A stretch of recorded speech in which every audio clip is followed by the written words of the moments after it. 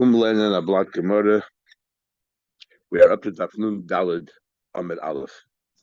Just to remind you what we are learning. So we're having an argument between Rab Meir and Rab Yehuda. According to Rab Meir, if you are Kaddish a woman with Hegdish, if you did it deliberately knowing it's Hegdish, then you're Kaddish. But if you did it by mistake, per se, not realizing that this money you're giving her some Hegdish, then she is not Kaddish. In other words, they're making a distinction between Mezid and Shegig. And Rabbi Yehuda is the other way around. He says that B'Shegig is Mekudesh, but B'Mezid is not. So now we explained Rameir initially. One opinion, Rabbi Yechon explained Rameir, and that is that the reason why really it's you when you take money from Hegdish it becomes chulin. But why B'Shegig is not kedushin is because had you or her, or both, known that it's not mekudah, that it's Hegdish money, you never would have been agreeable to get to give it to her or that she should receive it. That was the logic behind that. So then we had the latest thing. We had Rav. Rav said he looked everywhere in Shas and he couldn't find anywhere that Rameir makes a distinction between Shegig and Mezid. So he comes up with a new idea, and his idea is that Rameir holds that Hegdish never becomes chulin. Hegdish never becomes chulin. But the reason why over here, this is how Rashi learns the Gemara. The reason why over here Hegdish becomes chulin money is because we're talking about a specific item. It was a clothing that a kohen wears. And the clothing that a kohen wears, we took away the laws of stealing. We said, look, it's impossible for a kohen, only as soon as the service is over, right away to dismantle and disrobe. It's impossible. Sometimes they stop to talk to somebody. So, we're taking away the rules of Me'ilah from the clothes of a kohen. So even though it's Hegdish, it's like clay sharis, it's Hegdish. Nevertheless, we are going to allow the take away the laws of Me'ilah from there. Once we took it away for a kohen, we took it away for everybody. And once we took it away for post-service for a kohen, we took it away for everybody. So if a man gives a woman the clothes of a kohen that did not rot yet, that means it's still usable. There's no laws of Me'ilah there, and that is what she used for Kodesh. So we're up to Toshma, 5 lines from the top. The Rishonim, Tesis and many Rishonim ask, the clothing of a kohen is like clay sharis, and which means like any other vessel in the base of Hamikdash. And therefore Tesis wants to know, how can you say there's no Me'ilah by clay sharis, and so on. And because we have a rule later, we're going to learn that if by clay shutters, if one person uses it, then another person abuses it, they're all Iban Aver because it always retains that Hegdish money, never becomes Chulin. It's called Yesh Moyel Achamoyel. So how can you say the clothes of a kohen becomes Chulin? So Taisus wants to say we're talking about clothes of a kohen that hasn't yet been officially inaugurated, hasn't been really used yet for service. Once you use a service, you can never. That's Taisus. But so Taisus assumes that the clothes of a kohen is a clay sharis, which is quite interesting because there are others in the Ramban and others they say no, clothes of a kohen not clay sharis.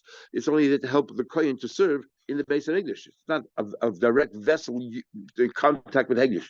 So interesting. According to Taisus, the kohen himself is kodesh. So the clothes that he wears is clay sharis because these kalim enable kohen. The clothes of a kohen make a man and make him a servant. Therefore, the kalim become the clay shard. The clothes he wears become the clay shards. And others trying to say no, it's a step away. It's not clay shards. It's just enabling the kohen to be able to do the service. And it doesn't come directly with English. Anyway, so Tashma 5 lines at the top of the page. So this is that. So according to this version, I may hold this is Rashi because I may hold is exactly the opposite. But Rashi holds that according to Meir, it always becomes. What do you call it? It never becomes chulin, whether it's memazid, whether it's v'shegig, only over here because the clothes of a kohen. Tashma coming here, we learn Ksayin is kahuna, 5 lines at the top. I think this is where we stopped yesterday. If I'm wrong, please correct me. Yeah, okay. Ksayin is shebek kahuna, the clothes of the kohen shebolu that rotted away, moilin behem kodesh, and you use it for your own use, it's stealing. So right now the Gemara thinks that the Mishnah is giving an example because practically speaking, why would you use the clothes of a kohen? Maybe once it's rotted, you have no purpose for it to use it for your own good. But it makes no difference whether it rotted or not. So we see that even if it didn't rot, if you use it, it turns into chulin. It becomes chulin. So therefore, what are you telling me? That no, we're talking about the clothes even if it's not right away, you still consider me'ilah if you're taking it from using it. So why does the mayor say you're not kodesh if you give it to her? If she's not a kodesh, loibolu dafka. No, but Isaac clearly says dafka if it rotted. But if it didn't rot, then we suspended the laws of me'ilah from there, and that's what the mission suspend the laws of me'ilah from there. Therefore, it remains kodesh all the time, if it remains kodesh all the time, that's why our Mishnah says, Aina Mekadeshes. She's not Mekudesh. She's not Mekudesh. What do you call it? Says more further. What do you call it? Okay, so therefore, when it didn't rot, when it rotted away, it's not suitable anymore for avodah. So, it's like any kodesh, you're not allowed to use it for your own purpose. They used to have money set aside. They call machzah shekel. So what they do, all the money used machzah shekel, they used to buy kabbanis with. It was holy. But the last month in Chodesh Adar, they used to announce it's time to bring new ones. And then they used to people who can. Then after this, they only use the new money. But people still didn't keep their word from last year. They still owe money from last year. So the money from last year is called tikkun. Chadet is tikkun not tikkun. Those are the old coins. So if you use the new coins, you're mail for them. You're mild because you're stealing from the base of English. But if you because they're meant to be a carbon tzibur. But if you're stealing from the old coins, you're not moil. Why? What do you do with the leftover money in the old coins? They used to build the walls of the base of English for maintenance of so on and so forth, and the towers and all the needs of the city. And we're saying here, this Tana holds that there's no stealing from that kind of money because it's not really holy. Now, if it ain't moil batiki, you're not moil batiki. Rabbi says moilin abbatiki. Rabbi says the mayor says you are moil, even my old coins. He says that you use the coins that are meant for the walls of the Yerushalayim. You are meila, you are stealing. Now, the question is, the walls of the Shalayim, the same logic behind why they suspended the laws of Me'ilah by the close of a kohen, the same logic applies why they suspended Me'ilah, the wall. People walking by and it's very hot, so they're getting shade from the wall. So it benefits them, it protects them from the rain, whatever it is. So every person in the Shalayim was being moil using money of Hegish. Obviously, they suspended the laws of Me'ilah. So if you suspend the laws of Me'ilah, it always remains kodesh. So why did the May say that you're stealing from the? If you're using it, you're over the avera of stealing from the base of mikdash hegdish. Amai name a since definitely they suspended the laws. They allowed you to enjoy the once you suspend those laws, all the laws are suspended. What did they build the walls of the city and the towers from the leftovers of the lishcha? So why is the meila? Let us say that there's no meila if you did it b'shegig. Why? Because they had to suspend the laws for other people. Once you're matched for the people who say for the shade, you're matched completely. Because the Torah was not given to Malachi Hasharis. That was so careful not to stand in the shade of the wall and all that kind of stuff. Now we learned, how do I know that's where the leftover money went? We learned we just learned the walls of the city and the towers and all the needs of the city. Boy, come from that fund. Was a late tamer Ameh. Who told you that the author of this opinion is Ameh, even though it says Ameh? Say it's Rabbi Yehuda. Rabbi Yehuda holds taka, you are Moel. Because it says in our Mishnah, Rabbi Yehuda says that if you took these clothes and you gave it to a woman b'shegig, she's mekudesh. No, Rabbi Yehuda holds that you stole it from Hegish. Whenever you steal from Hegish, you're affected. What happens to that money is that it becomes chulin. So therefore, when you gave it to the woman, she is mekudesh. So Rabbi doesn't hold of this logic that we suspend the law to the Malach Yeshar. No, there's still kodesh, and if you use it for your own personal use, you just remail. It's the same thing about the walls. But he said, but if you did it by Mazid, there's no. But Rabbi says there's no law of Me'ilah by Mazid. The law of Me'ilah, the Torah talks about if you did it by Shegi, but there's no law by Mazid. That's why if you gave it to by Mazid, she's not Mekudesh. But if you gave it to by Shegi, so according to this, the Mazid, everyone agrees. According to this view of Rav, but Mazid, everyone agrees if you took Hegdish money, gave it to her, she's not Mekudesh because it remains Hegdish. When it comes to Shegig, Rameh says that we suspended the laws of Me'ilah, so it remains Hegdish. And Rabbi says no, but Shegig, that's what the din of Me'ilah is. We allow the laws of Me'ilah, and therefore you converted it into your own money, and that's why you come in Kaddish. And these walls are the base of Mikdash. If you use it for your own use, you're mile. It says another place in the stone of slime fell down. The stone of slime that fell down, you decided to use in your own house. You're stealing from the base of Mikdash. We just said we suspend, according to Rameir, we suspend the laws where it's impossible to keep. And once you suspend it for some cases, we suspend it for all cases. So why are you moil if you use it in your own house? So again, here we have a problem. If it's Rabbi Yehuda,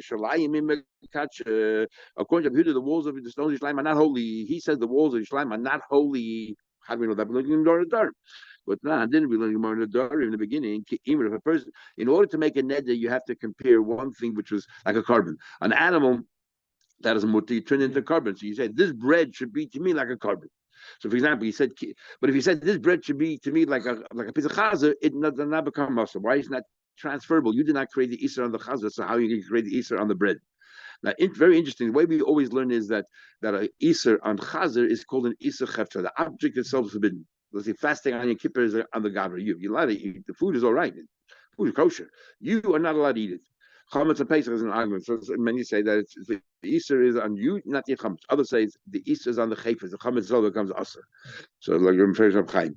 So so we learn that chazer is a chayfetz. In the Dorim, you're taking a pint of something. So therefore, you cannot take the Easter of a chayfetz and bring it over here.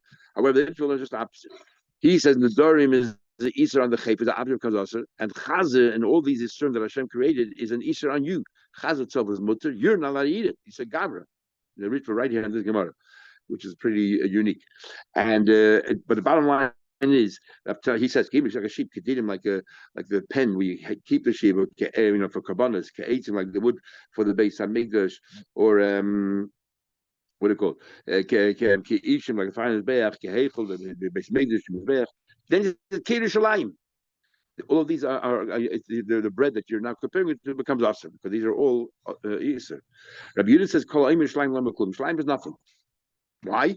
So we understand right now because there's no hegish. The problem is not that Yerushalayim is not holy. The problem is that you didn't say like Yerushalayim. You said this should be Yerushalayim, and that's why it can be. No, because the time when else should have even if he said that this bread should be usher to me, like Yerushalayim lamaklum. You're talking about an animal that's brought up Yerushalayim, but not Yerushalayim itself. So what do we see from here? Rabbi Yehuda holds Yerushalayim not holy. You can't tell me the author of the Braisa that says that the stones of Yerushalayim that they use the money from the Beit Hamikdash. Your is, but it's not holy. Why are you moil? It must be the mayor. And we see here according to the mayor that what that even though you said we suspended the laws of Mila for the people walking with the shade, but we don't suspend it for anybody else. Tonight, according to what Rabbi actually said regarding Yerushalayim. Comes a fourth shot or a third shot. But in Rabbi we had two ways of understanding. We had Rav. Now comes along He said first he said something we misunderstood, and then we reiterate in a different way. Meir said as follows: Hegdish b'mezid. If he did it b'mezid mischal. And Meir was exactly the opposite of Yehuda. If he did it b'mezid, not like we said before that Hegdish never becomes chulin at all, and so on. And Amei is, and we're talking about the clothes of a kohen, which we suspended the laws, and that's why, that you're allowed to have no, but you're not mekudesh because it always remains hegdish. Amei says hegdish b'mezid mischal. Hegdish b'mezid is mischal, but b'shegig ain't mischal. If you did it b'shegig, it's not mischal. Amru, and we don't say b'shegig mischal ela inyan korban. We don't say shegig mischal only when it comes to korban itself. Since we say that you're not mischal a korban, so what if you're not mischal? So when is the karmila? Tells you the karmila. You're telling me that the meila is only that you have to bring a korban, but the money remains kodesh. So what do you bring a korban for? But you didn't do anything. You didn't steal. Said hegdish been mazid mischal. If you did hegdish been mazid, it becomes chulin. But b'shegig ain't mischal. If you did a b'shegig, b'mezid it does become chulin, but b'shegig it does not become chulin. So how come the Torah says bring a korban meal if you did it b'shegig? If it doesn't become chulin, what do you bring a korban? Only if you destroy it, you eat it, you light a candle with it. Only if you destroy it, that's when you bring a korban meal. But it never converts into chulin money. That's why the Mishnah says that she's not mekudesh for using. We have another stam Mishnah with no name like him, so therefore look like him. What's the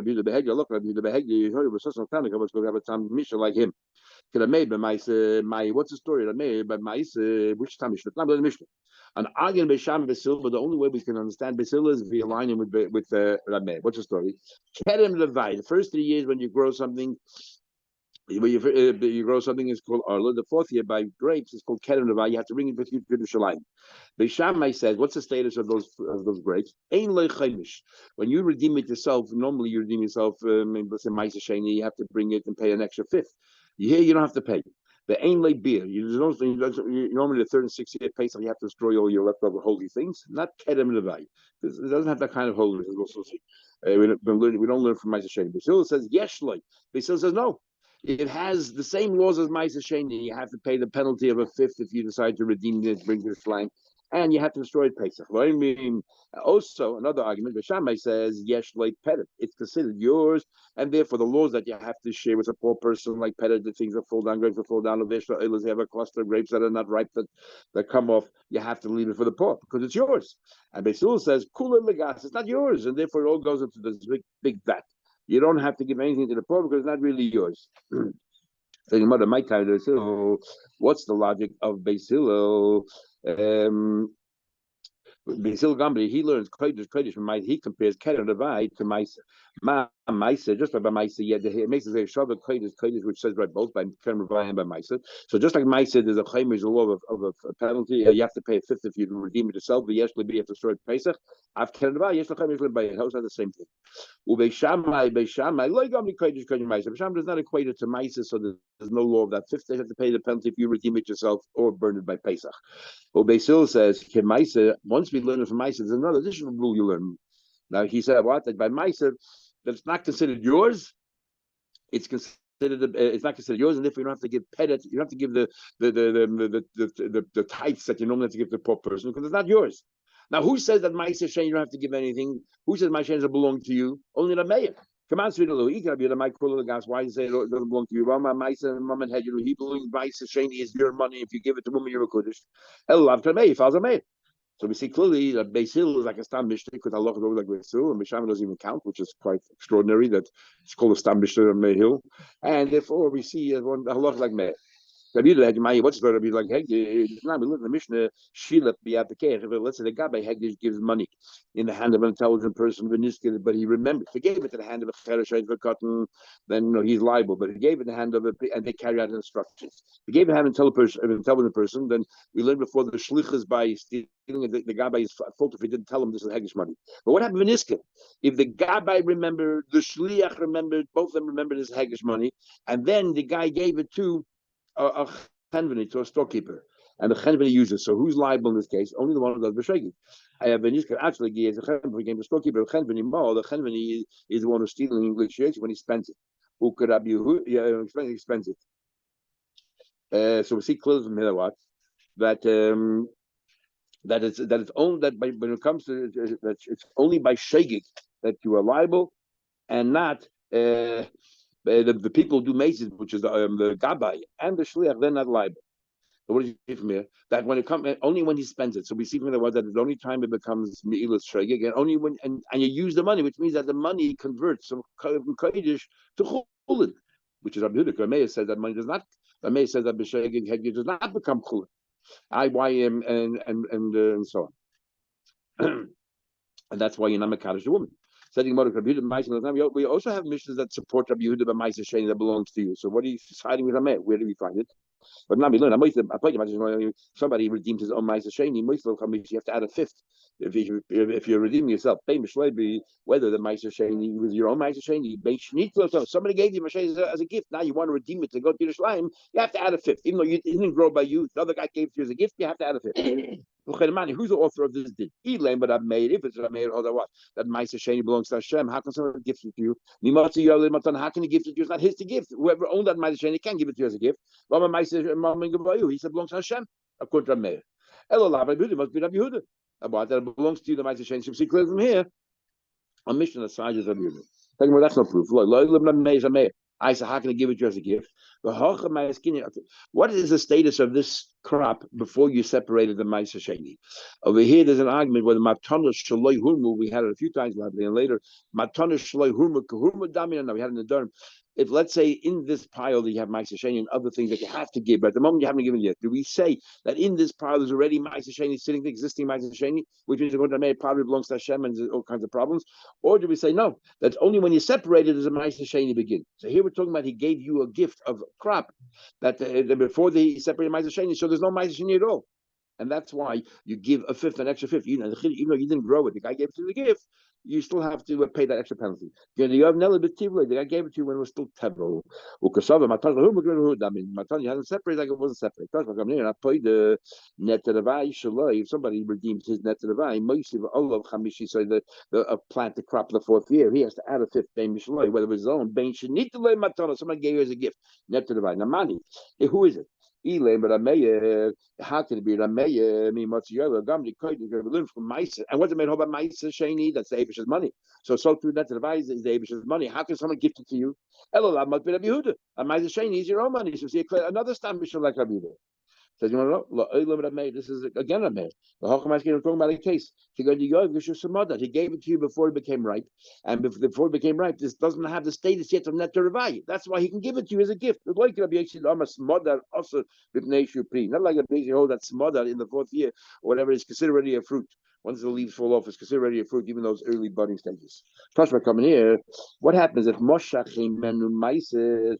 What happens if a person takes from his friend, he makes a Mashiach, and he takes Maisa, so he paid him, let's say, a seller. Right? If I redeem Maisa Sheni from you, I have to pay you just a real amount, nothing extra. So I paid you a seller, that was his worth.